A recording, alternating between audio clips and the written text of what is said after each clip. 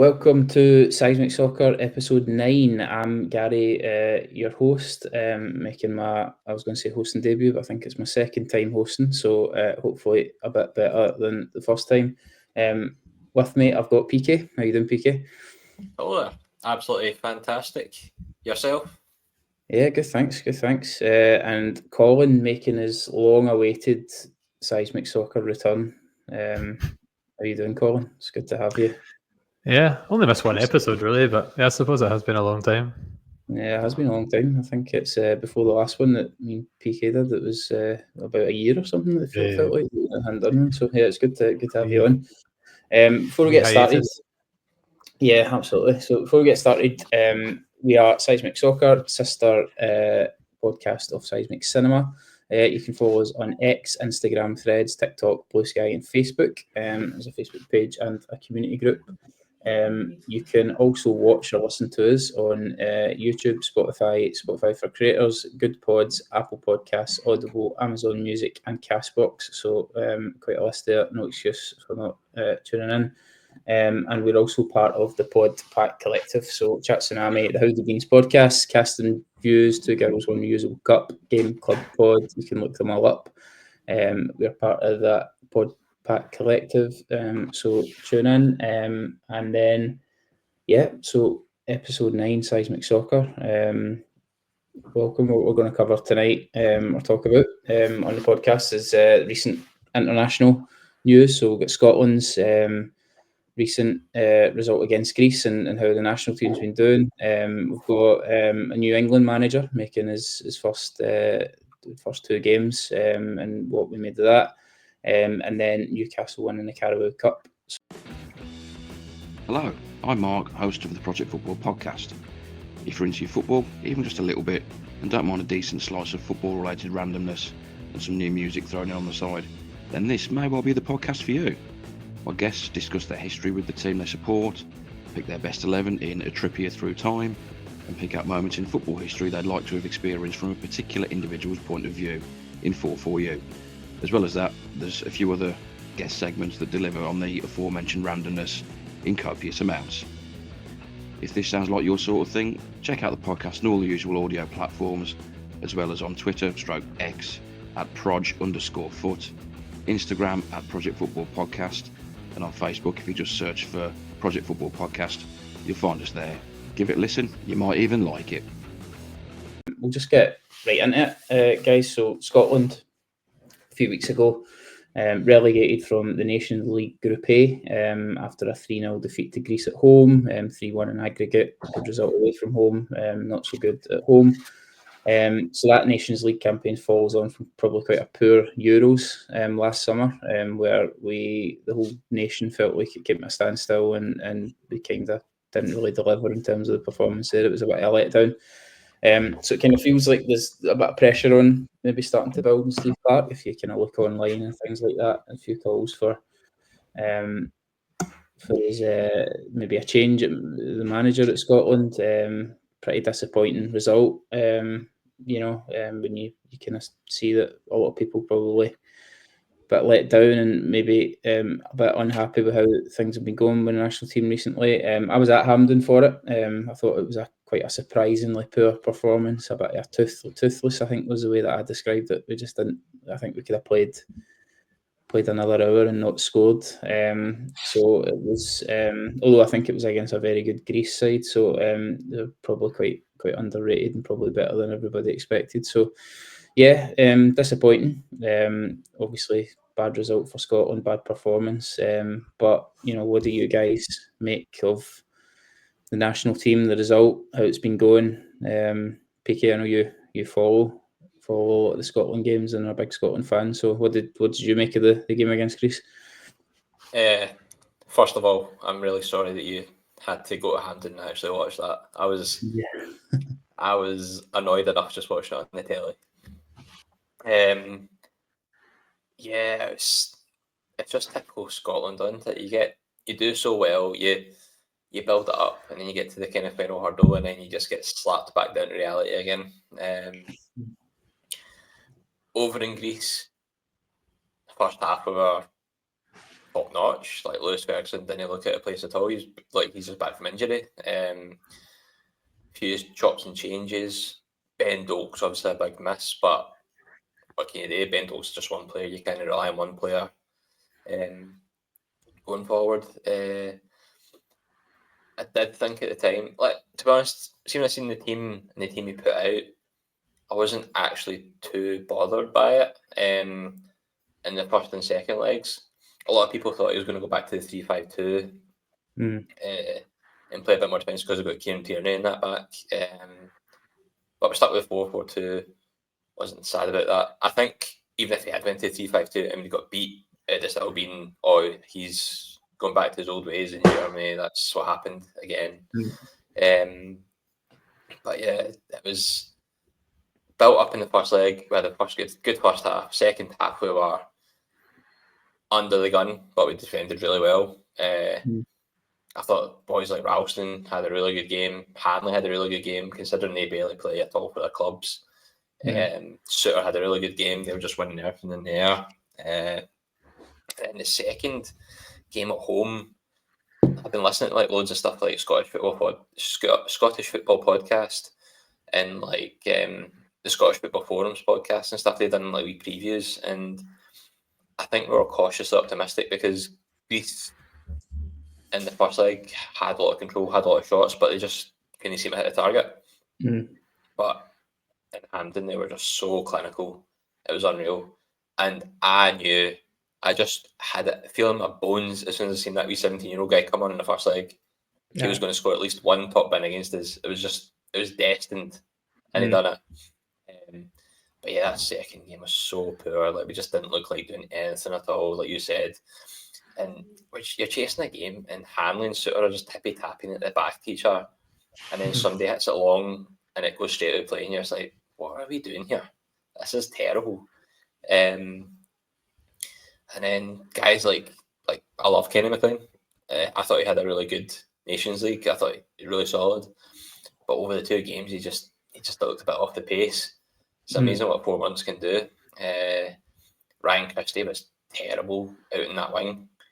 He was just looked so out of place. Even I know he's been playing deeper for Bournemouth. I think it'd be interesting to see him in Gilmore actually, but I just don't see where the creative player going forward is from that midfield. Like, I know you got like McTominay in that, but you need something feeding them. And right now it doesn't. I just don't see it. And guys like McGinn, I've not seen McGinn play a decent game in a while. He scored a couple of goals, but in general play kind of goes missing and has wee spits and spurts. But yeah, I was just very disappointed. Like, to go out 3-0, it's just as if we surrendered as soon as that first goal went in, when we shouldn't have. And I was just, I've not been that disappointed in a long time. I didn't see the game, the Ukraine game when we were the World Cup playoff.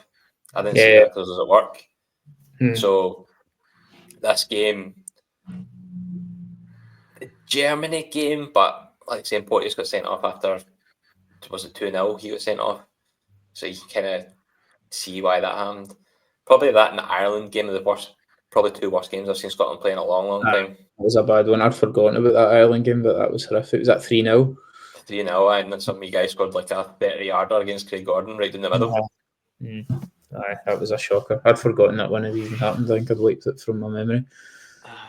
What about you, Colin? Did you watch a game?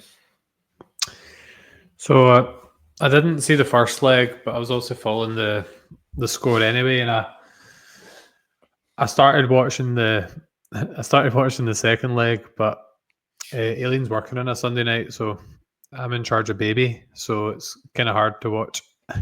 It's kind of hard to follow a football game when you're crawling about the floor.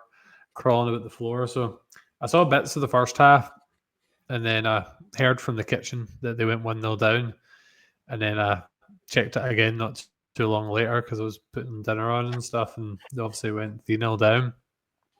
I seem to have a real jinx. Like, anytime I manage to catch the Scotland games in recent years, they always seem to lose. So I think I'm actually better just staying away from them in general. So I don't have a lot to add in terms of the games, but I've got some thoughts just on kind of the national team in general. Steve Clarke's a funny one because you were talking earlier about how he's maybe under pressure. He's been one of the most successful Scotland managers in like a long time in terms of getting them to back tournaments, but a lot of that could be to do with how the format's changed and how the Nations League's kind of making qualification easier in a sense. There's also the question of who do you replace him with. I think, Gary, you mentioned in the last Seismic Soccer that David Moyes would have been a good shout. Obviously, he's got a new job, as was also mentioned in that podcast. So it's really a case of who would replace him. And secondly, he's got to be one of the least the most dull personalities I've ever seen in like a football interview. Like, see, when you listen to his interviews, you just want to go to sleep, man. I don't know how he could be like an inspire. It might be totally different in the changing room, but imagine being a bit demotivated playing for Scotland and that he's the man trying to G you up. So with that thought, I think probably they should replace him because there's probably enough talent in the squad that they could do better than they have been doing, particularly when they are qualifying for the tournaments and not really going for it. I don't really know who the replacement would be. Like, obviously out with David Moyes, is there any like initially Scottish candidates in mind that could actually do a decent job? Nope. Nah, there's none that was coming to mind. But yeah, but that's a problem in itself, isn't it?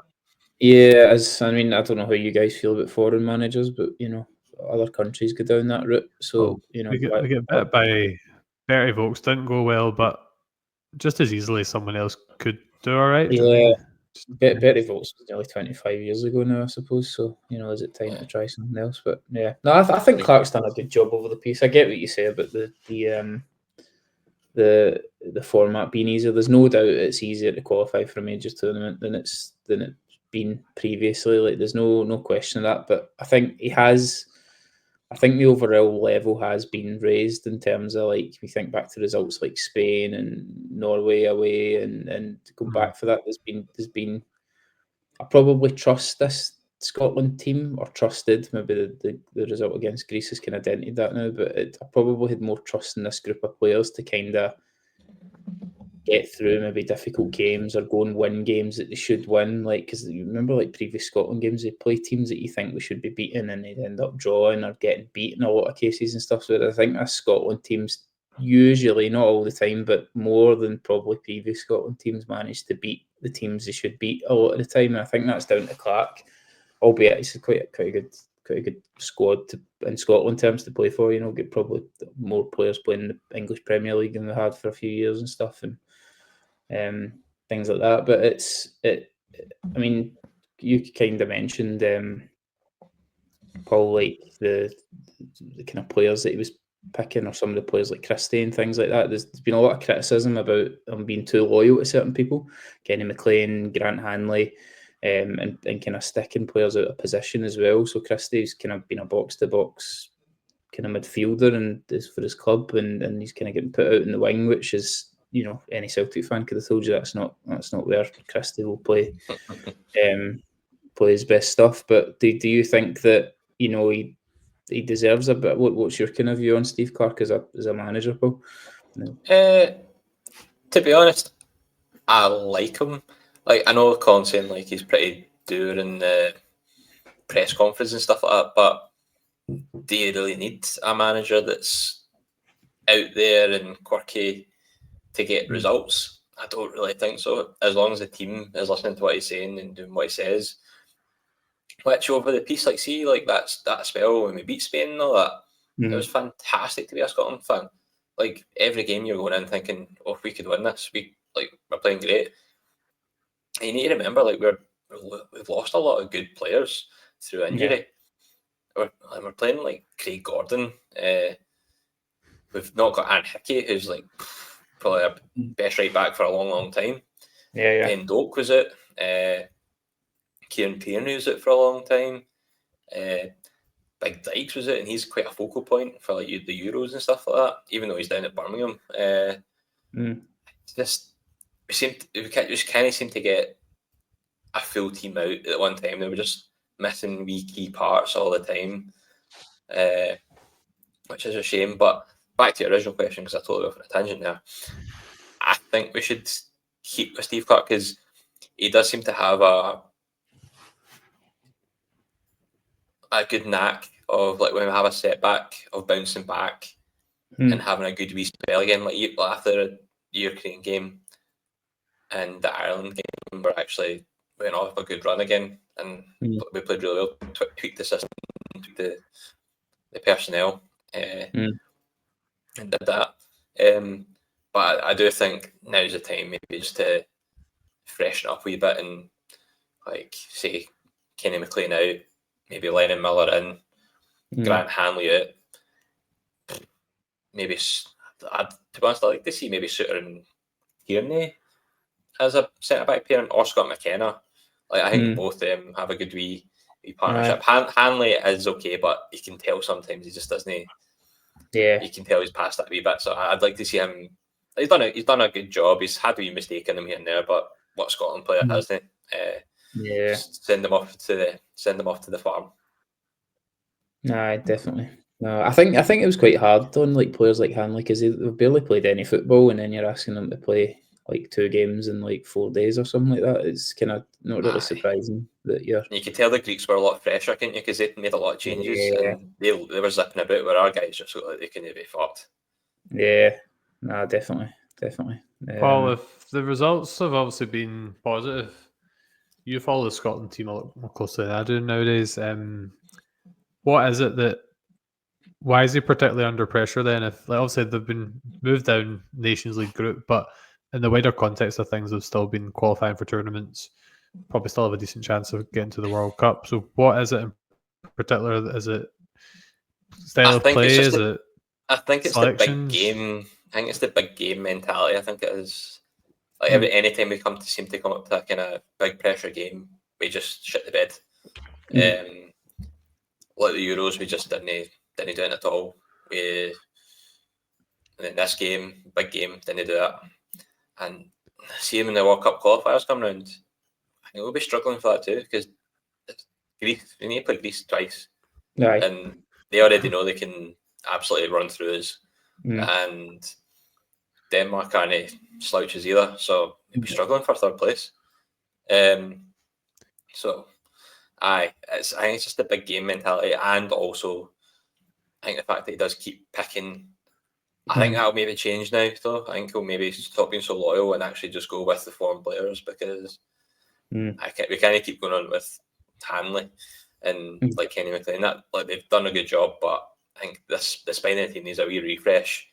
And we need to think of something different, because, like, say, in these games, sometimes you go into games just, like Guy was saying, toothless, just absolutely toothless. I don't think Shea Adams is the boy for us. He doesn't play that for Torino the way we want him to play. So I don't think it's going to work. Big, what's his face? Hurst might be okay if we're playing that kind of long ball hold up, because he wins quite a lot of headers. It looks like kind of Dykes, but would you have him and Dykes in the same squad in the same team? Probably not. So we'll see how it goes, but the future's not looking good. I don't think. It's hard to see what's going to be, because, like, I don't know about you guys, but would you be happy going into the World Cup qualifiers with Craig Gordon still as your number 1 goalkeeper? Yeah. Craig Gordon's been playing for Scotland since we were, me and Paul, we would have been at 1st or 2nd year. Craig Gordon was the Hearts goalie back then. Yeah, I remember being goalie back then. Yeah. I was looking up who, because if you think about, like, remember when Lee Carsley took over the England job temporarily? Yeah. So who the Scotland under 21 manager was Scott Gemmell. I actually vaguely remember him as a player. So he's been the under 17, 19 and 21 coach. So if there's no, like, obvious future candidate, is it maybe somebody kind of homegrown or from within the system? No, Colin. No, Colin. Get beat like 6-1 off Iceland or something like that. So no, they got beat just after beat 6-1. Like Gary said. Nobody's mentioned any candidates, so there doesn't seem to be, like, anybody. I'd like us to England or Ireland instead of Scotland. Do you know what I mean? I think see my thing. I think Clark's done a pretty good job over the piece. I do, and I actually quite rate him as a coach. But he's a manager. I think that's got a default setting. I think, and it comes out in the pressure moments, like you said, Paul. When you get to a Euros or a World Cup, or there's a big game, a qualifier, or you have to go and be the team on the front foot. His default setting is cautious, safety first, kind of picking your moment. That's what Clark is as a manager. I'm not saying he can't do another way, but that's when everything's when he has to bet his house or bet his if he had to bet his life on a way of playing to try and win a football match, that's what he specialises in, and that works for him in some games and things like that, and it's worked really well for Scotland in some games. Works really well for Kilmarnock as well, because he done a brilliant job at Kilmarnock. Probably as good a job with a team like that as I've ever seen in my lifetime. I think there was like a calendar year where he had basically like almost the same amount of points as Celtic in the same year. Like it is for the job he done with Kilmarnock. I thought it was brilliant. I used to dread going to play his Kilmarnock team, like, because I would be like, yeah, really good chance you're dropping points here, because they were so good at just getting results. And so I think like I do rate the job he's done, but I think it's the worst of Steve Clark showed up in the biggest moments. Like when we get to those tournaments, he's done brilliant to get us there. But when we've got there, like you said, we've shot the bed, and it's been we've not went for it enough. See that game against Hungary at the Euros last year? It just felt like it was there for us, and we just never had the guts to go and take it. And I think we had the players to go and win the game, but I don't know. I just feel like maybe with a different manager, we could have went maybe a step further at these tournaments, and I'm not one for trying to get managers like out the door, but I think that it's been a while now and he's done a good job, and I think he'll probably get us to the World Cup maybe, but then if we go there and do the same thing again, I think you'll be like, we should have known that was going to happen, because it's happened twice before now, and you just wonder if we think outside the box a little bit with a manager. I don't know who it is. There's no obvious Scottish candidate. I don't know who I would be looking to get, but I do think if the results don't improve at the start of this World Cup qualifying campaign, I think I'm probably sitting right on the fence at the moment. But I would say I myself would start to think we should maybe just start to look elsewhere, maybe outside the box, for like whether that be a foreign appointment or I don't know who it would be, whoever's available kind of at the time, that might just be able to get more out of some of the players we've got, and just a bit more because it was when I was at Hampden, it was, you can tell we've got good players, like quite a lot of them in the same area of the park, which is unfortunate, but it's, a lot of midfielders are good and stuff, and it was breaking down at certain points on the pitch. But I don't know whether I was thinking would a different style of manager be able to just give us an extra 5-10% in that area. Just the ball wasn't sticking. We seemed to run out of ideas really quickly when the Greeks scored. We didn't know how we were going to get the ball from one end of the pitch to the other at times. It didn't look like we knew what to do. And let's say I was pretty, probably before I seen that game, I was probably with Clark staying, because I think he's a safe pair of hands. He's well proven in the job. He's experienced. It's probably going to be his last shot at World Cup now, but I don't know. I am starting to wonder now whether he's learned some of the lessons from some of the big disappointments we've had, and I think I could be persuaded with one or two bad results now that it's time for him to go. I think that's where I am. It just depends on names linked, because like if there's no obvious change and if there's no obvious candidate that's going to be superior, then you're kind of changing it for no reason, kind of thing. But saying this World Cup, if we don't qualify for it, then there's quite a lot of them kind of the wrong side of 30 now that might not get another chance at qualifying for our tournament or doing something at our tournament. So maybe I'll have to cancel in for a few. Yeah. The game that stands out for me as the most disappointing was the Czech Republic one at the Euros, because it was such a big deal that it was happening that the whole school was off timetable, and we watched it in the big hall. And I finished work early. We never finished work early. David Marshall got beat from miles out. I'm just trying to think of candidates. I'm just trying to think of like kind of legacy players from kind of back in our days. Is Darren Fletcher? Is he more like a I've heard him mention as like maybe a kind of director of football type. Is that the route he's going down, or did he get his coaching badges? I'm just trying to think of people from that kind of era. If there's anyone, Fletcher was who's coaching for coaching something. now. I can't remember who. Was he at Sunderland or Southampton or something like that? Did I make that up? I might I'm be not making that sure. up. But I know he But was. Somebody who actually comes, Yeah. someone that comes to mind from that kind of era. I don't know if Scotland will go down the route of appointing an English coach, but see somebody like a Michael Carrick kind of type, someone who's done well at the Championship, someone of that kind of ilk could be like who Scotland could go for, because you're not going to get like probably a top Premier League manager, but somebody who's done well in the kind of that kind of league. I'm sure I heard somebody thought he was ready for the sack. I've always thought he was quite highly regarded. I don't know. I'm sure I heard that somewhere. But what do you think of that? Just someone maybe in those kind of leagues, rather than, because there's not a lot of candidates in Scotland, so maybe your Championship in England, maybe an Irish or English, Welsh manager. I was just waiting. To say, like, after the most recent results, if Big Bazza doesn't get the 49ers back, and that he might get the Scotland job after the recent results. That was going to be your take. Wouldn't be the worst. Wouldn't be the worst show, but I don't know how popular he is with the SFA after him and McGregor's antics back in the day. Yeah. Remember that? That was funny. Yeah, I don't know. I wouldn't be against looking. I'm not saying I'm definitely not 100% Clark out yet, but I think we should look elsewhere. I think international football is different from club football. I think you don't necessarily need a brilliant coach. I think you just need somebody that knows how to set out a team in a certain way and can get his ideas across quite quickly in a few days of training, kind of thing. So I think you can probably take a bit of a risk on someone that might get different results, but I don't know who. I honestly don't know who. I just think that when the time comes, because I think regardless, we'll go to the next World Cup, and if Clark's the guy in charge, I think his contract's up after that, and he's pretty much said, I'm not going to be signing a new one anyway. So I think, like, whether it's this year or whether it's next year after the World Cup, it's kind of come at that point, we're going to need a new manager. I just wouldn't mind Scotland looking outside the box a little bit on it. I wouldn't mind. Clement's available. Yeah. Nah, that would. You get random ones though. Like, remember Thierry Henry? Remember, like, Thierry Henry was like the Belgium assistant coach. You do get weird, like, ones where people get into management roles in different countries. Yeah. Sean Maloney might get a wee job.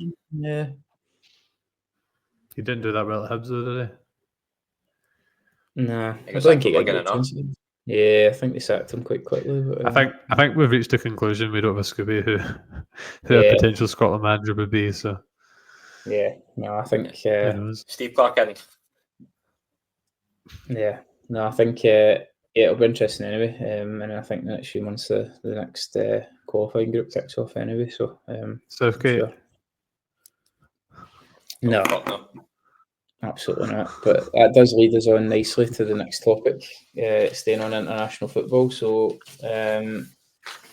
moving down south to England, it's the Thomas Tuchel era. Began with two wins against Albania and Latvia, 2-0 and 3-0. He officially took over the job in January. Named his first squad. Probably some ones maybe you wouldn't expect in there. I think he recalled a couple of players that previously hadn't been getting the Southgate squad. Named, I think, like Lewis Skelly, at Arsenal 18, Dan Burn at Newcastle 32 for their first caps. So probably showed that he's not afraid to do something a bit different with his squad, although it's the first two games. Kind of hard to judge because they're probably pretty routine wins, but against teams that you would expect them to beat anyway. So what do you guys think about the appointment of Tuchel? Do you think it's a good one? Do you think that it will be... so I guess ultimately England want to win a major trophy, or major tournament. They've not been able to do that since obviously 66. Do you think he's a guy that might get them there, or what do you guys think of England and Tuchel? It's a bit random appointment, I thought. I feel like I think it just kind of came out of nowhere. It was just kind of like it was just announced. There wasn't really a lot of build up to it. It was just England have had obviously like foreign managers before, obviously, and Ericsson and Capello. It always just seemed a bit strange because Germany, like one of their biggest rivals on the international stage, and it's always been like a kind of grudge match in a lot of ways. He's obviously been successful in his club career, but I don't know. I don't feel like the England squad. Maybe it was just the squad he picked.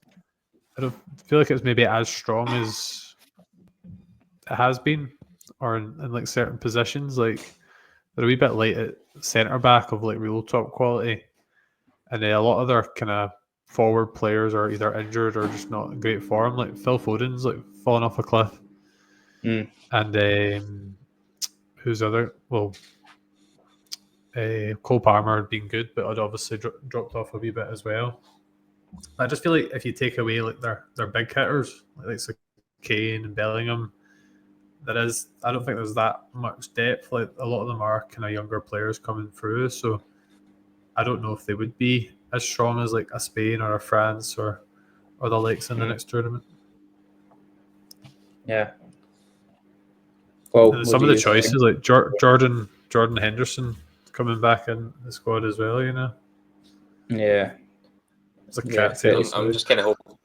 I'm kind of hoping he's like Agent Tuchel, and he's just going to get them so far, and then he's going to get to like the World Cup final or something, and then he'll just be like, "Nah, Phil Foden, you go on goals," just to really just fuck them up. That's what my hope is. He's just doing it for a laugh, and then gets to the final, fucks them up.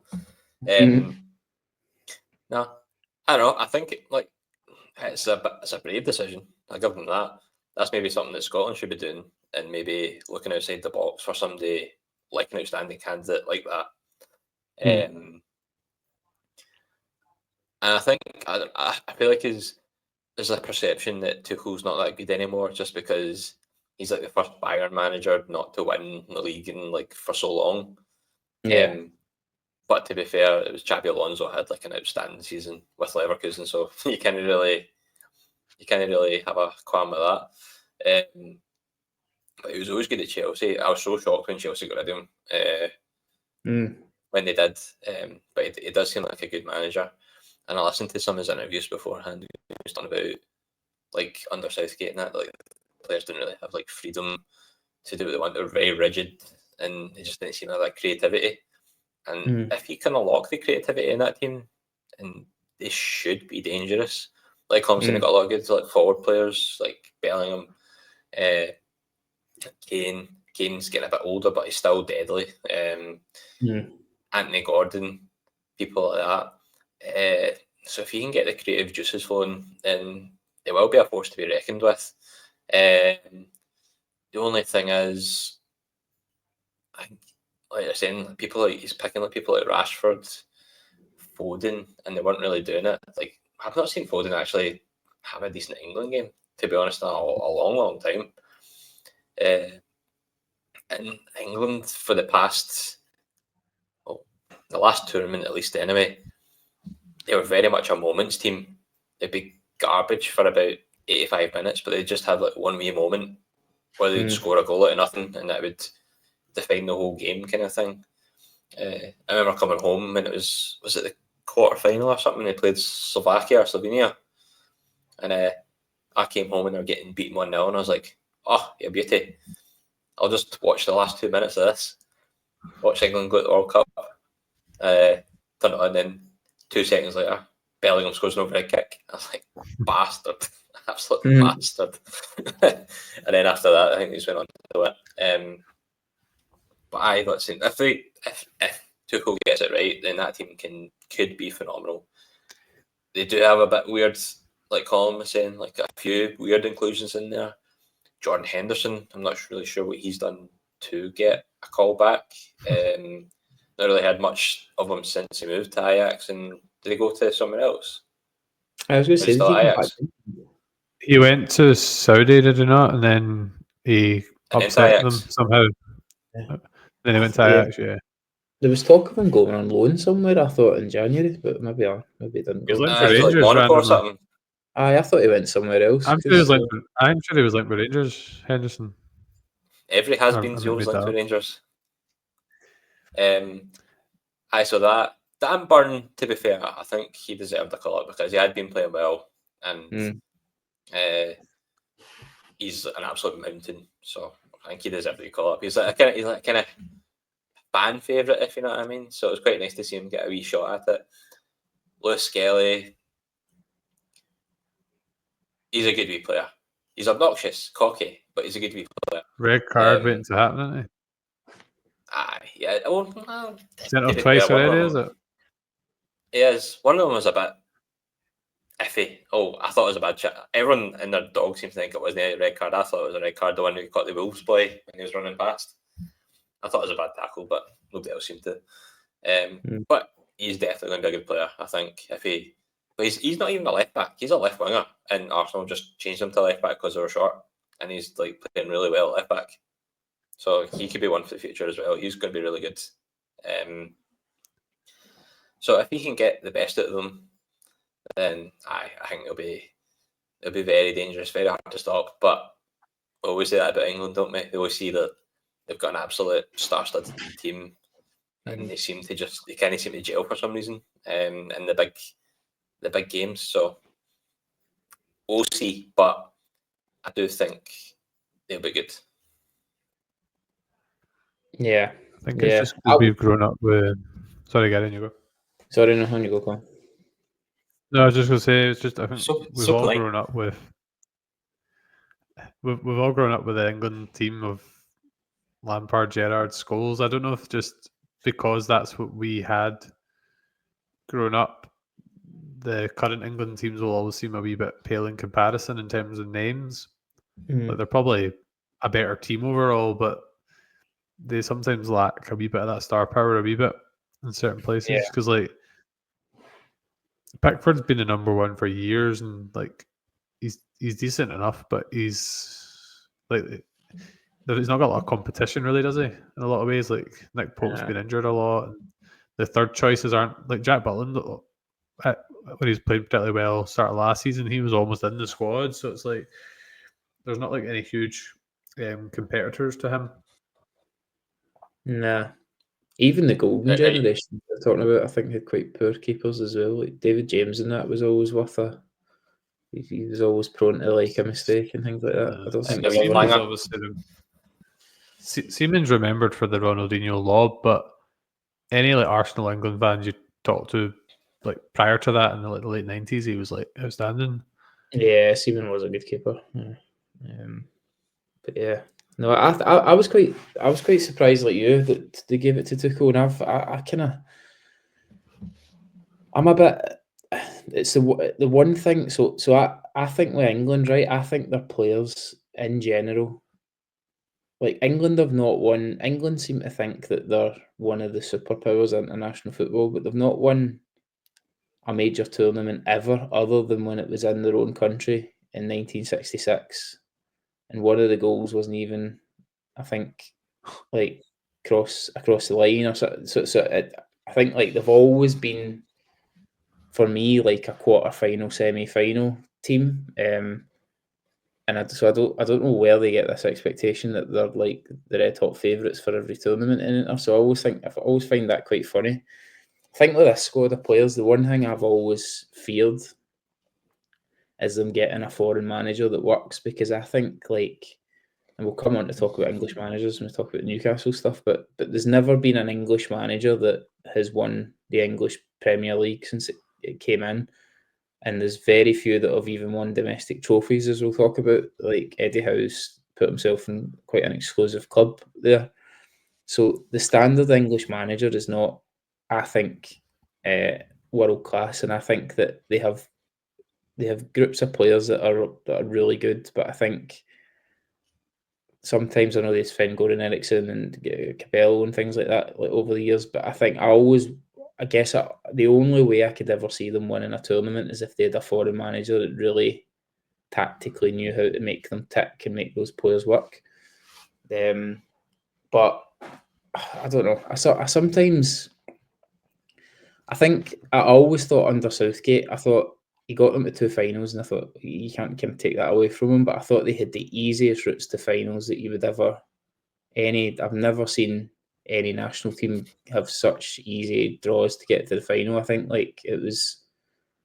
I can't even remember some of the teams we were playing, but I remember seeing the size of the draw they were on. It was unbelievable, the kind of luck they had and the draws to get there. They still have to go and do it, so they deserve credit for that. But I just think had they been in other had they been a bit less fortunate with some of the draws they got, I don't think they would have made those finals. And I always thought Southgate wasted the players that they had, but being a bit cautious, not going for it at times. Southgate probably wouldn't have.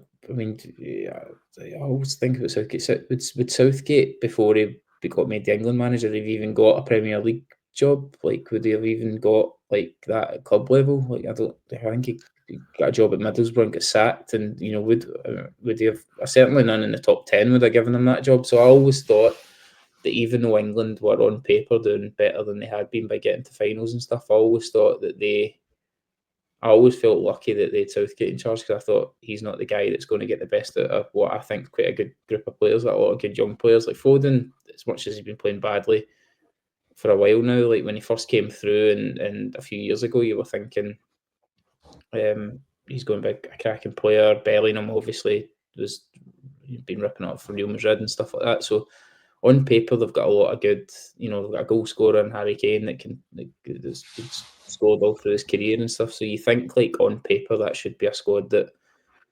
or it might be a squad that could actually, for the first time in my lifetime, be a genuine threat to the best teams in the world. But Southgate, I just think it's a bit the Steve Clarke thing as well. It's when you look at his record against the top teams, he never ever, England's record under Southgate against your France, Germany, those kind of teams, it's pretty bad.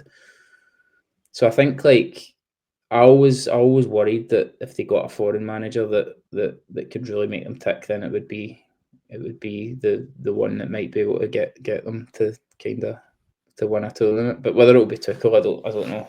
It's you'd think that he'll have them be more attacking and he'll kind of style of play will not be as safe as Southgate. But I don't know. It'll be interesting to see how that goes. But what do you guys think of? I guess who have England got in their group for the World Cup? Do we know? Absolutely nobody. No, See, is that not what they were playing just there? Is that not Latvia, Armenia, and? That's the start of their campaign. Actually, they always seem to get really easy draws, isn't it? But yeah, when you're the top, you talk about their run. You talk about their run in the tournaments, but they always seem, as you were saying, to get the easiest possible qualifying draw, and it's yeah, that's probably not preparing them for the finals, because they're playing such easy opposition throughout that they're not really testing themselves against the best. So they've got Albania, Latvia, Serbia. I'm missing the bottom one, and Andorra. So that's their. Scotland could beat all four of them. Yeah. But probably quite comfortably in most cases. I think the Southgate thing, I think it's very similar to Clark in that, in terms of Scotland getting to more tournaments in recent years than they have in years, England have got to more semi-finals and finals than they have in years. So, in a grand respect, Southgate's done a really good job, and he's set the bar quite high in terms of their progress in the tournaments.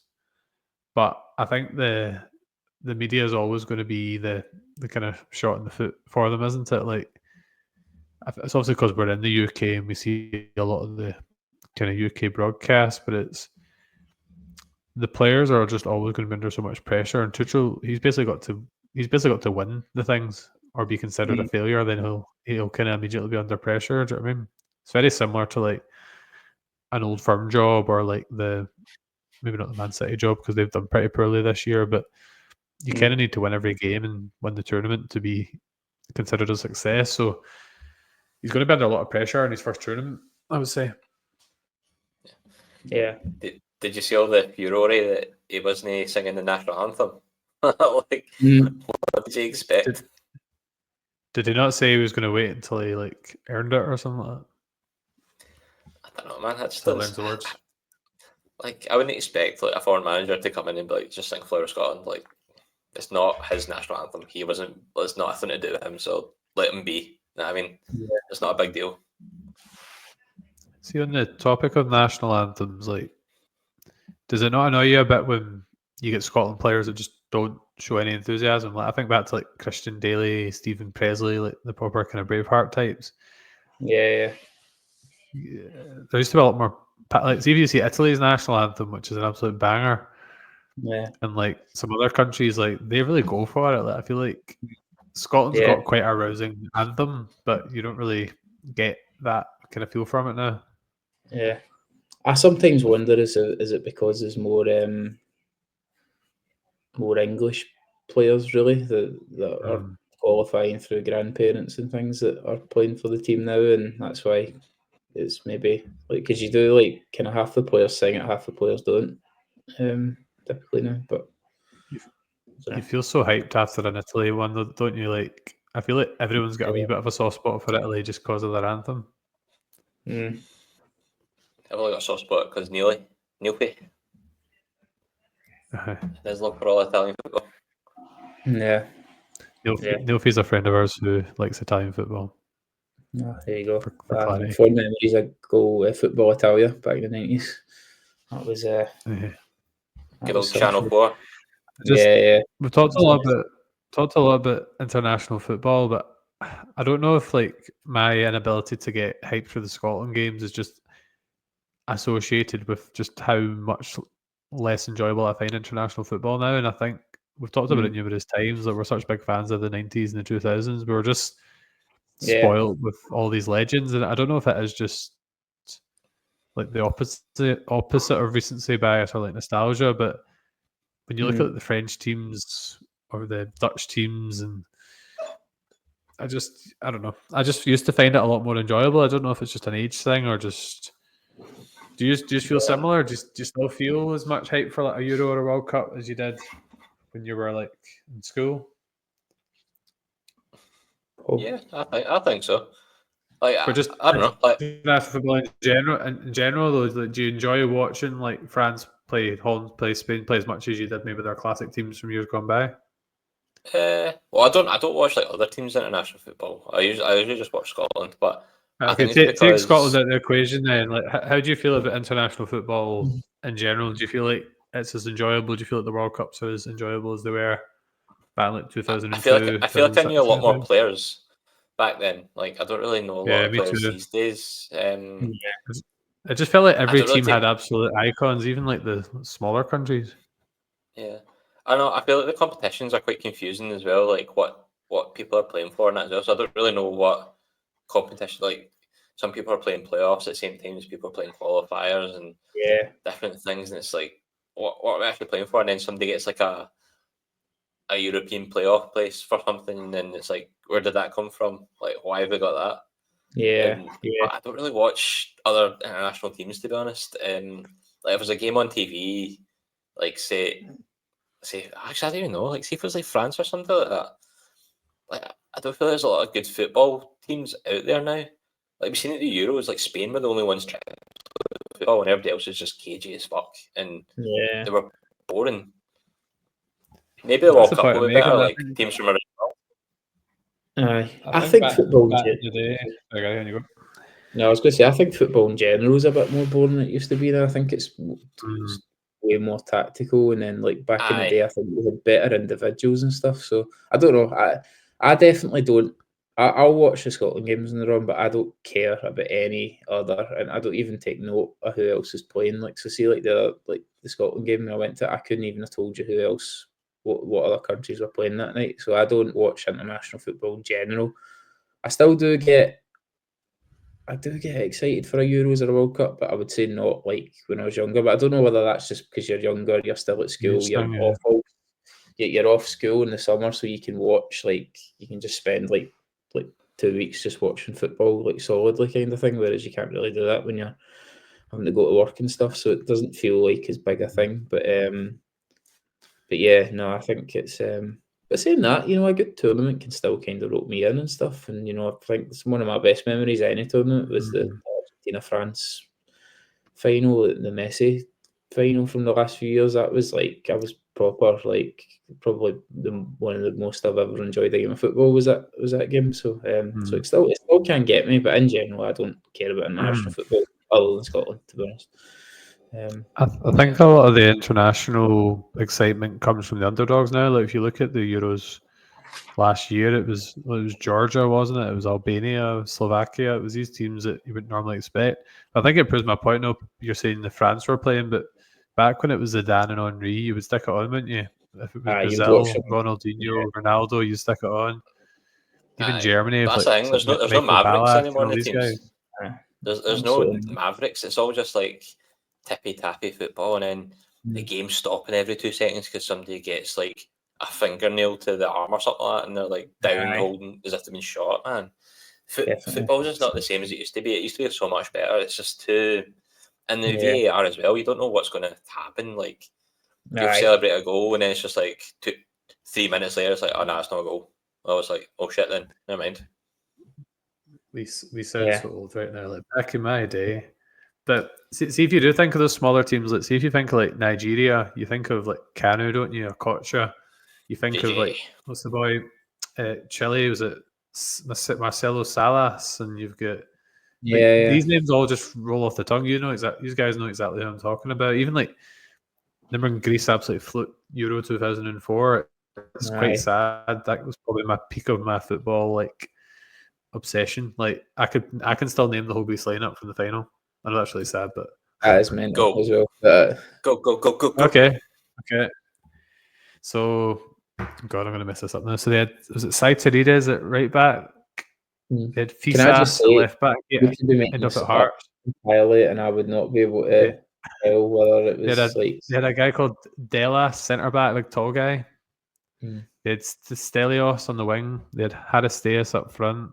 They had Katsuranis, Basinas. Someone else, Karagunis. And this is quite impressive, you must admit. You did this in a really weird way. You started talking about positions. That was his name. I know, I'm just naming the players I can remember. So there was Nikopoulides in goals, Saitarides, Fisas, wing backs, Delis. I can't remember who the other centre back was, though. That's annoying me. I think I got pretty much the whole team. There you go. I think that deserves a round of applause. Maybe one of the viewers can verify whether that was actually the team. It was who the centre back, because there was a guy called Delas. I think he scored in like the semi against, was it Czech Republic maybe? Yeah, like, massive centre back. Got a good memory. I thought the big boy for Rangers played for them. No, what'd you call him? Kyriakos. You're thinking of Kyriakos. I think he was like after the Euros. I think he was like the World Cup. Okay.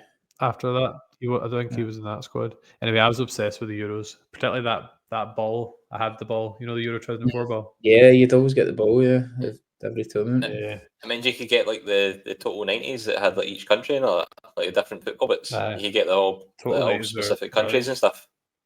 Yeah. Those were the days. Those were the days. I think we should just. I've said this before. I think we should just stuff modern football and just talk about the 90s and the 2000s. Nostalgia podcast. That would be. Fuck Newcastle in the Carabao Cup. Let's talk about Euro 2004. Absolutely, yeah. I'll sign me up for I can name the Portugal lineup as well if you want. You're all right. Maybe for the next podcast episode. That could be a trick. No, that's Patreon. That's the Patreon service. That's the paid exclusive. I'm going to do something that none of you like. I'm going to drag us into 2025 from where we were. So Newcastle. So earlier this month they won the Carabao Cup. So beating Liverpool 2-1. Goals from Dan Burn, Alexander Isak. And it's the first trophy in 70 years that they've won. So I don't know. I knew they hadn't won it in a while, but I didn't think that it had been 70 years. So I was quite surprised. Domestic trophy, Gary. Did they not win? Yeah, that's right. Yeah, first European Cup or something. Yeah, that's right. First domestic trophy. Yeah, that's right. They did. But I was quite surprised to hear that was first, because I always remember. I don't know about you guys, but I always remember. Obviously, Newcastle are a big club, but my first memories of kind of English football was that Newcastle were like up there, maybe. Like, I think my first kind of memories of that, the English Premier League, was Newcastle were like second or third or something like that. It was when Keegan was the manager and up against like Alex Ferguson at Man United and stuff. So I think like my first impressions of Newcastle when I started watching football was that they were one of the biggest clubs in England, and I don't know, I just seem to have a memory of them being a bit more successful than winning no trophies during that time period. So I was quite surprised to hear it was 70 years, but it was 70 years since they'd won a domestic trophy.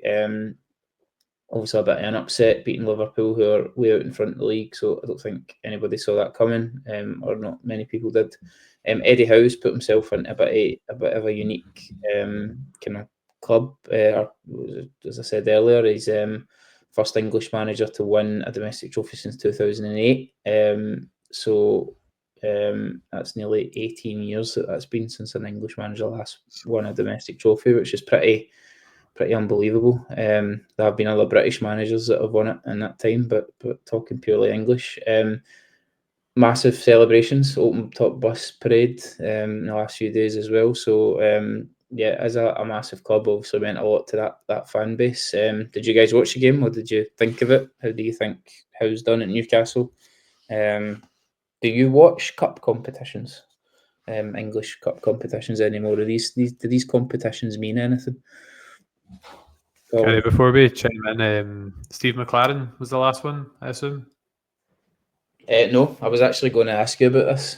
So I'm talking FA Cup or FA Cup. Yeah, I was going to be my little thing after this. I was going to ask you who the last one was. It was Harry Redknapp in 2008. Steve McLaren was the last.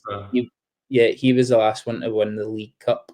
But Harry Redknapp won the FA Cup in 2008. So if you're talking League Cup, it's McLaren.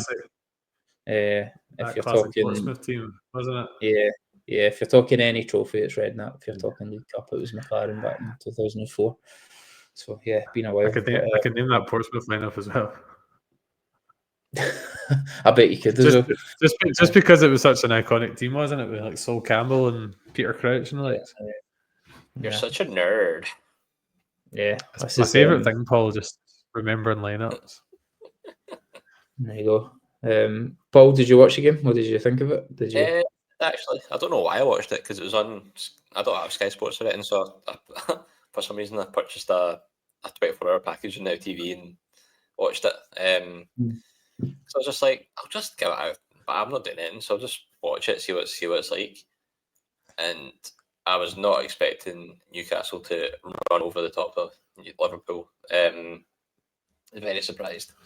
I don't know what happened, because I remember you were talking in the last Seismic Soccer, Gary, about how like Liverpool had they'd been knocked out the FA Cup already by Plymouth, which was a shock in itself.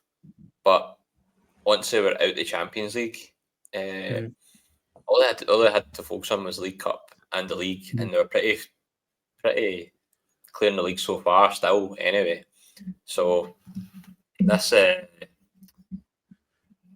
was a prime opportunity just to kind of make a good season an even better season. So it was a bit of a shock, because when I watched it, Liverpool never really looked like scoring at all. And a lot of the players just didn't seem to be at the races at all. Like Gravenberch and stuff that have been like outstanding all season, he's kind of lulled out a wee bit. He was like one of the kind of key points for them, and they just wasn't at the races. Diego Jota has usually got a wee goal on them. He was just non-effective. But for saying all that Liverpool never turned up, I think it's because Newcastle kind of got in their faces. You could see that Bruno Guimaraes in centre midfield, Joe Linton, they were just on it. Like, as soon as a Liverpool player touched the ball, they were right on them. Joe Linton, every time he tackled them, just celebrating. They were proper hyped up for it. I don't think Liverpool were, and I think that was just a big difference. And they were missing Anthony Gordon, who's a big player for them. but it didn't really affect them at all. So I think Newcastle got their tactics spot on. They got their intensity spot on. I think Liverpool just, I don't know what happened to them there, but they just didn't seem to be up for it at all. They got a wee slither of hope with Chiesa scoring a goal in the last minute, a VAR check, but too little, too late. But the goals from Newcastle were really good. I was talking earlier on, Dan Burn. He seemed to be. I don't. Did you watch the game, Gary?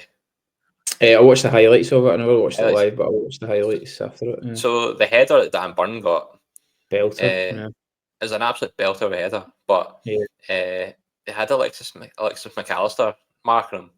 But see, for about 4 or 5 corners before that, they were doing the exact same thing. They were pinging it to Dan Burn. Alexis McAllister was marking him, getting absolutely nowhere near him. And Dan Burn was getting a wee flick on, getting a header across goal. And I don't know why they didn't just put Van Dijk or Kanate on him. They just stopped that. But they were playing zonal, and Kanate and Van Dijk were just sitting spare in the middle doing absolutely nothing, just not affecting the game at all. So for them to get the tactics right and just keep exploiting it, kudos to them. But I really think Liverpool should have adapted to see that. I think like Sunday League games, see when you see like the biggest guy is winning all the headers, you want to stick a big guy on him to stop doing that, but they never adapted at all. Yeah, it's kind of obvious tactic as well when you've got someone like Dan Burn in the team as well. Big monster, but it made a good week for him getting called up and then doing that. Yeah, no, definitely. Colin, what did you make it? I didn't watch it. I watched the highlights. I'm happy for Newcastle because they're quite an inoffensive club, unless you're like a Sunderland fan. Like I think they're pretty well liked. My kind of earliest memories are the Sir Bobby Robson team. You know, when Shearer was there with Bellamy, Kieran Dyer, Lee Bowyer, and their fisticuffs. And they had a good team then. They were in the Champions League at that point, but then obviously they had their kind of relegation and things like that. And they're kind of starting to get back there now. You kind of forget that they've been taken over. It's been like a kind of low key one in a lot of ways. Like they've not absolutely broke the bank. They still get like Longstaff and players from like kind of back in the day. I'm really pleased for the fans actually because I listen to the Rest is Football podcast every episode. Shearer's on with Lineker and Richards. And he was just genuinely buzzing. Like there was clips just of Shearer like drinking with the players, drinking with the fans, and he's just having like a great day. And I think there's a lot to be said for fans of teams that don't win trophies a lot and just really enjoying it. I wasn't actually that surprised that Newcastle won because there was all the kind of build up and the history. But Liverpool obviously went out of the Champions League after penalties. So they'd have been quite knackered, but also quite despondent from that. So I think they were kind of there for the taking, although it can go the other way and they kind of bite back. But I think Liverpool have kind of out with the league. The cups have just got away from them. I think Newcastle will struggle to keep hold of Isak much longer. Yeah, there's been talk of him maybe going to like Liverpool or the other teams. But a lot of their players are, as I said, have still been there. Like Joelinton was a kind of failed striker who's been converted into a midfielder. You've got Longstaff who's came through the youth academy. You still get guys like who's the boy who plays in the wing who's been there for quite a while. Barnes? No, not Barnes. The other guy, he's like a right winger, plays up kind of up front sometimes. Do you know what I mean? Nah. His name's escaped me. But I don't think, like for the owners they've got, I don't think they've signed a lot of like absolute massive names. Yeah, because like Dan Burn was mainly a left back, wasn't he? I think he's only maybe started playing centre back more recently. Well, but I think it's he good. was centre back to left back, was he not? Maybe that was what it was. But it's good to see them doing well. You asked a question about the cup competitions, and I think it's a bit like have the competitions become undervalued because teams aren't taking them seriously? Like, see if Liverpool, Arsenal, etc. played their full 11s every game, I think that would automatically make like the Carabao Cup, which has always been a bit discarded, as more important. I kind of liken it a bit to like the last day of school. Like, are pupils not coming in because there's not a lot going on learning wise, or is it the opposite way around? It's kind of like what's causing the lack of respect? Because like I feel like the League Cup in like Scotland back in the day was always maybe not as exclusive as the Scottish Cup, but I feel like it was. Do you think it's all the different sponsors have had all the years? Do you think they've kind of lost the identity a wee bit? The fact they change names every couple of years. No, I think there's a bit of that. I think the other thing is that it's there's so many games now that teams have to play, particularly in England, that they just have to prioritise certain competitions over others. And I think the League Cup's always going to be bottom of that list because, I mean, who wouldn't want to win silverware? I think any team and any manager would. So, but I think they have to. I think if you've seen like a reduction in the amount of games, you would see teams maybe start to play their stronger teams in some of these competitions. Or the bigger teams would anyway. But yeah, I think maybe like because you always kind of associate. Like, for years I called the League Cup in Scotland the Coca-Cola Cup just because it was like what I'd always called it. Like when I first started watching the CIS Cup at one point. CIS Cup, yeah, as well. Yeah, I think there's that as well. That's how I remember. Yeah, I think it does give a chance to the smaller teams in a sense. Like the FA Cup's quite interesting because it's City, but then it's Crystal Palace, Forest, and Villa. I think are the four. And with City not being vintage this season, I think it's up for grabs for any of them. Nottingham Forest is some story in it. Yeah, that's just in general. Yeah, they're going to be in the Champions League next season by the looks of it, which, that'd be amazing. And if they could win a cup as well, that would be probably one of the best. It's quite nice to see Forest because Forest and Villa were huge teams in the 80s, weren't they? Two years and stuff. It's quite interesting that they've kind of came back around again. Yeah. No, I think so. I know it's good to see because I think like you always think that. I don't know, like I think the Premier League had become a bit stale, like, over the last year. You could almost predict, or there was a period in time where you could almost predict who was going to, obviously you had like the Leicester freak season and stuff, but I think I really like seeing like a different team just shake it up a little bit, and Forest have done that in the league this season, but yeah, no, to talk about the cup competitions and stuff, well, I think like it's, when I was watching like the Open top bus like parade and stuff like that, I think like that's the reason you follow football, to win, for your team to win trophies. So I think even like I would never want those cup competitions to like disappear from the calendar, because I think like if you're a team if you're the team that wins it at the end of it, like it's a brilliant day out, and like, so you're looking at that and you were just thinking like that's what football's all about. Like it's not like they'll probably not. I think they'll finish 6th or something this season, Newcastle, in the league, which is great. But they'll remember this season for that final more than the league position and all the money that comes with getting into the Europa League and all that kind of thing.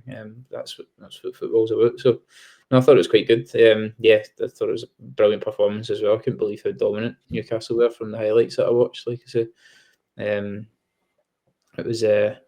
I think Howe's doing a pretty good job there as well, and I thought the writing was on the wall for him when they got taken over, because I thought they'd just start flinging money at it, but they haven't really done it, like you say, Colin. So, did you watch the documentary? There was a documentary all about the takeover in Newcastle. I don't know if it was an all or nothing series or it was a different one, but they're always quite a good watch. Yeah, I'll give it a watch, but I don't know whether. Yeah, I always wondered whether they hadn't thrown money at it because they couldn't with the financial fair play. Yeah, that's I think that's what it was. Yeah, didn't stop City still. I think in terms of the amount of games, like they don't need 2-legged semi-finals, do they? Nah, I don't. I'm majorly against that. I think the whole point of a cup competition is the drama and knockout, lockout, and you can get just one freak game where like that happens. I think it should be one leg. Straight to Right the way penalties. through. I think they should do that in everything. Champions League, the lot, like because I think I disagree in terms of Europe because I think traveling to a different country is a huge part of the Champions League and Europa League, and had so many great memories over the last couple of years with Rangers. So I think I'm happy with the two-legged European games, but I think the domestic games could just go straight to penalties and get rid of the 2 legs and then replays. Nah, with you on that, definitely. Cool. So that's our final topic we had planned. I was going to do a bit of a quiz on who the last English managers were to win trophies, but Colin, you sort of answered that as we went through it. You did it, I didn't see the schedule in advance. Yeah, no worries. It wasn't on the schedule. To be fair, I was gonna. I get too excited that I thought I knew the right answer and I still got it wrong. So, but I kind of got it right. I think McLaren was the last one to win the League Cup, as you said.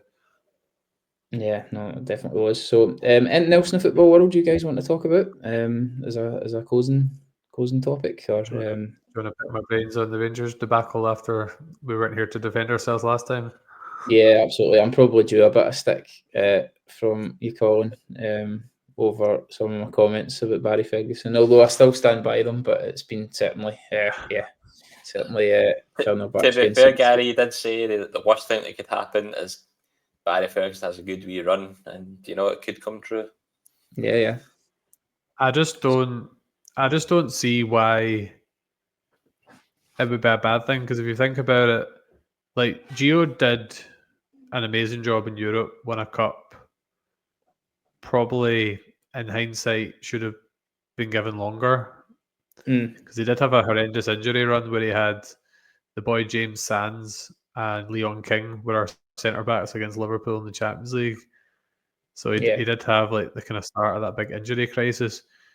Beale didn't work out, Clement didn't work out. So like your other alternative to Barry is someone brand new, and it's always going to have that element of risk. Like, it's these big contracts that keep killing us. I really don't see how giving Ferguson a year and like extending it if it goes well, I don't see why that's a bad thing, because I feel like he's brought in people who know the positions. Like McCann can work with the wingers, McGregor's up till the weekend was doing good things with Butland and the penalty shootout and stuff. Billy Dodds seems like a really good coach on the field, and we're gonna get, you'd think, some money to spend in a director of football. So if the players are getting signed for Barry and he's more like the kind of Gerrard figurehead with like some McCann with good tactical knowledge in the background, I would feel a lot more comfortable giving Barry a year than bringing in someone new and a big contract. And what some people have spoke to have said, you're not going to get someone of high profile on a short-term deal, but I don't think Rangers should be jumping right into a long-term contract. So although some people are saying the best thing could happen to Celtic is Barry gets a deal, I don't know if I agree with that, because he's already shown he can beat you guys at your own home. He's got good results in Europe. We maybe went 2 goals down like 3 or 4 times now, but they've came back in most of them. Yeah. He seems to be getting a good kick out of the likes of Raskin and Cherney and Dessers. And to be fair though, see before Clement left, did he not beat Celtic and do well in Europe? Yeah. Clement beat Celtic at Ibrox. Rangers hadn't won at Celtic Park since Gerrard was there. I see. Yeah. I don't know. I feel like people will disagree with me. I feel like I'm talking sense. I think it would be less of a risk giving Ferguson a year than it would be splurging on someone that's either unknown, or if they're known, like a Sean Dyche who's been mentioned, they're going to want security of a long deal. And if that doesn't work out, Sean Dyche's been rumoured along with the guy. Like Sean Dyche, anti-football Norwich manager. But just like joking aside, do you feel like I think there's some point to what I'm saying? To be fair, it's probably the sensible approach to things. Like, it does make a lot of sense. Like, go better the devil you know than go for something like the Scottish League isn't for everyone. Not everyone adapts to it. So you could get somebody that is good on paper, but the Scottish League just might not suit them whatsoever. They don't know what they're coming into, and you've seen a lot of good managers and a lot of good players come from different leagues, better leagues, and absolutely fall on their face up here. So, it's not always a certainty with a big name. People say like Ferguson's record as a manager wasn't good, but he was a player who played at the top level that was used to a certain standard of player. Like, he played with like Ronald de Boer, Michael Moles, Arteta at Rangers. The players he'd have had at Clyde and Blackpool wouldn't have been up to that standard, and he's already getting a kick out of a lot of the Rangers players. And it's like Ferguson's got more experience in the game than Gerrard did in a coaching role, and Gerrard, by all accounts, did pretty well. The only person that I wouldn't be opposed to out with Barry at this stage would be bringing Gerrard back with Ferguson as part of the coaching staff.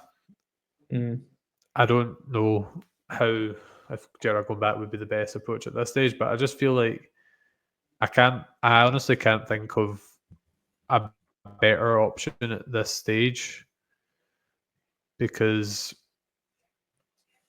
he's fitting the role well. Seeing his interviews and just the way he's getting the players coming back, and he's not being shy to make some big calls, like taking Insiala off at Rugby Park and different things. Like, I'm always going to be a bit biased because I loved him as a player, and it just reminds me of really good times at the club. But I don't know. I know you because you guys did it. You had Lennon, who was successful at times. So I don't see why it shouldn't be in the equation, at least. Yeah, I mean, I would be quite. I mean, firstly, you got to give credit where it's due. I never seen the Fenerbahce or the Celtic result coming. So they're two big feathers in his cap, and I think it's got to have put him in probably further into conversation than I think I certainly thought he would be.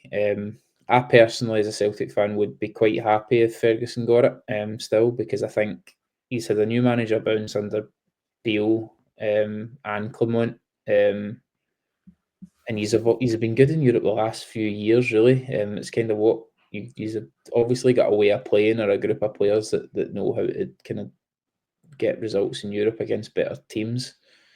So I think like that bounce has happened, and I think he's come in when the league's gone, and he's managed to get a reaction. But you kind of knew he would, because that's the type of guy Ferguson is. Ferguson's a passionate guy. He gets what Rangers is all about. So I almost expected a bit of a bounce, from him. But I think for me, why I would be happy if Ferguson got it, I think starting a league campaign afresh is a different kettle of fish. I think he's going to have to get his own players in. He's going to have to.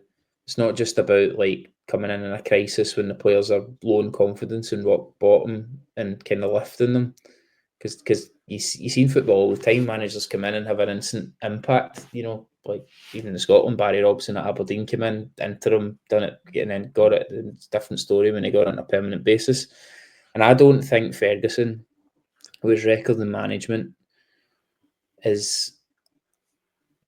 I think Rangers would be lowering their standards, because I said in the last podcast, I don't think before now Ferguson would have gotten a job at a Premier League club in Scotland, or I don't think he would have, because I think if he could have, he would have before now, because I think he wanted to be a manager, and I think he would have accepted those jobs if he was offered it.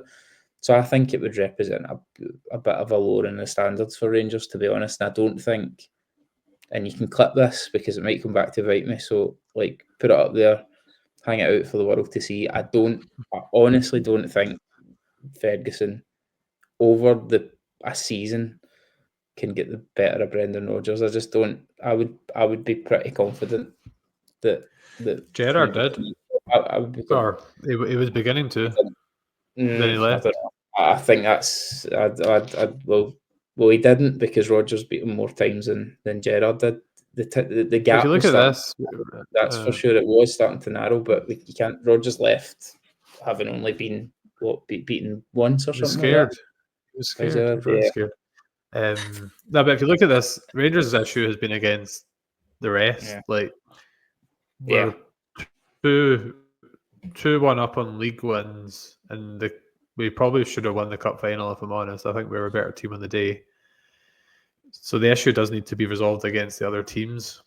Yeah. So I think the fact we know we can beat Celtic gives a bit of confidence if they can sort out the other games, particularly keeping losing. That's maybe a different style of player You know? and a style of team that he's doing, because I think now you're a kind of strange team where you seem to do better against teams that are on paper better than you. You have a way of, I think it's when you have to take the game to a team and dominate the ball and stuff that I think it seems to kind of fall down. Whereas in Europe and against Celtic, you seem to have a way of playing that really. Yeah. So last 3 games have been alarming from a Celtic point of view, because you've got a way of playing that stifles us. Like ball's coming for the keeper to the centre backs, and we've got nowhere to pass it. And it's there's obviously something tactically that you are doing, or the way you are set up, that we are struggling with, and teams in Europe struggle with as well. So you got to give the players and that credit. But I don't know. I just always think this group of Rangers players, including like Tavernier, have always done quite well when the pressure's been off, and I think that's just a fact that the last 2 managers have had that new manager bounce. So I just, it's been good results. I think Ferguson's done absolutely everything he could to put himself in the conversation, but I would personally be quite confident that we would win the league if Ferguson was your permanent manager. But maybe I'll be wrong there. It depends how the kind of takeover shakes out, because if we do get a decent amount of cash, maybe sell Raskin while he's high value. Because I do think, as you said, against Celtic, I think the likes of Igaman, Czerny, and actually Dessers as well, I think when there is space to exploit, they are dangerous. Like if you look at Dessers' performance against Fenerbahce, I think we're starting to get assets again. I think the likes of Raskin and Ciala before he's dropped, Igaman, I think there's players that are we could actually start selling for profit again. Even like Hefty, who's dropped off a bit, he was linked with Chelsea recently. So I think there is some value there, yeah. He started the season pretty well. Hefty is stinking. He's dropped off in like the last month or so in particular, but up to that point, it was actually one of our better performers. Like, really? I just seen. I'd heard he get linked with Chelsea, and did he not get turned inside out for the Queen's Park? Or was he not the guy who did, Park goal as well? And you're like, I know you were talking about players with getting the Celtic team. It's a bit of a complex issue, but I do think the likes of Raskin and Czerny would have a decent shout of getting. To be fair, we forgot about Raskin. We didn't say that afterwards. We're like, I forgot about a couple of players, and obviously I obviously have to dial that back now because you've since came to Celtic Park and beat us. So I've got to consider guys like Raskin and stuff. I think I think Czerny should be a priority signing if we can afford him. There's talk of like 5.5 million. So if we could get Czerny, I would definitely try and get him. I think he's got to sign him because like his stats this season, like let's say you can sign a lot of players from other leagues and stuff, but playing in Scotland's different. You're playing against teams that are like parting the bus quite a lot, and some players can't cope with that. And he's obviously shown that he can do it. So like 5.5 million, you could spend 5.5 million on another player, and they wouldn't give you the return Czerny's got. He's like a proven. It's like us with Jota and Carter Vickers when we had them in loan, and then they're like proven commodities. You've got to go. We need the same on the left hand side because there's a story for you. Ryan Kent's went to America because he was linked with a return in January. Would you take him back?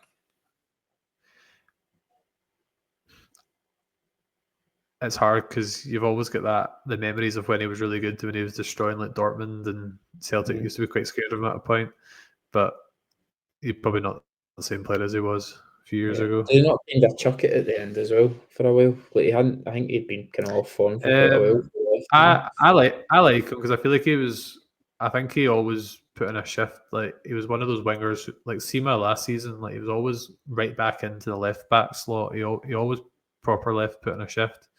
He was good. He was good kind of defensive winger as well because he always tracked back.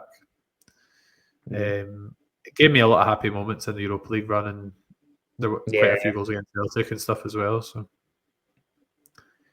it's a I shame don't that know. his career's petered out a bit. Maybe I don't know. I don't know if we'll see him at that kind of level again. Yeah. Cool. So I think that's probably the last topic. So yeah, we've been Seismic Soccer, episode 9. I'll just reiterate, you can follow us on X, Instagram, Threads, TikTok, Blue Sky, and Facebook, and watch or listen on YouTube, Spotify, Spotify for Creators, Good Pods, Apple Podcasts, Audible, Amazon Music, and Castbox, and we are part of the Pod Pack Collective. So before we finish up, Colin, Paul, you guys, Seismic Cinema, sister podcast. Is there anything coming up you want to talk about before we end it?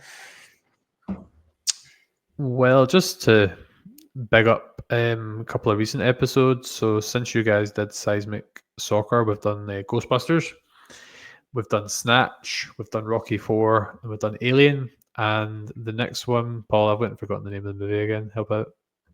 Crank. It's not a film I've seen yet, so that's coming up. Just because it's a football podcast, is you guys watching any kind of football related TV shows or documentaries recently? Anything you've been checking out? Absolutely nothing at all. TV shows, any football related TV shows, or anything like sport related in terms of shows or like documentaries? Yeah, I watched The Damned United the other week. That's about Brian Clough's time at Leeds, which is well worth it if you're interested in football. It was pretty good. Cool. 44 days he lasted at Leeds, and it just tells that story. It was pretty good.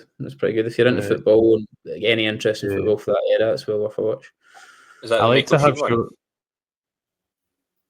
And David Tennant? No. Is that the Michael Sheen one? David Tennant? No, is that a different one? Aye, different one, I think. Aye. Is that? Never mind it. I like to have shows just for a kind of easy background watch, and I watched some of it a while back, but I've been watching Welcome to Wrexham, which is quite interesting because Wrexham are close to going up to the Championship, are they not? They're like second or third in League One. Aye, they're battling it out with Birmingham, aren't they? So with Kieran Dill's flying down there, by the way, he's getting like a goal or assist every game. Why did you ever let him go? I know. And I've also got Apple TV back again because I quite fancied watching that show Severance. But it also gives me the option of streaming Ted Lasso again. So I was checking out a wee bit of that yesterday because I love that show. Yeah, I get back in that. I'll watch the season. You watched it, Gary? No, I've not watched it, but I've heard a few people say it's worth a watch. I think you'd enjoy it. Yeah. Cool. So that's what we've been doing recently on the pod as well. So brilliant. Cool. Get subscribing. Yeah, subscribers will slow down a wee bit, so you get football content and movie content for £0. So there you go. Yeah, there you go. So get subscribed. And if we get more successful, Colin will open up his OnlyFans. Jokes. But you can cut that bit out. There you go. So yeah, we've been Seismic Soccer episode 9, and thanks for listening and tuning in. Cheers.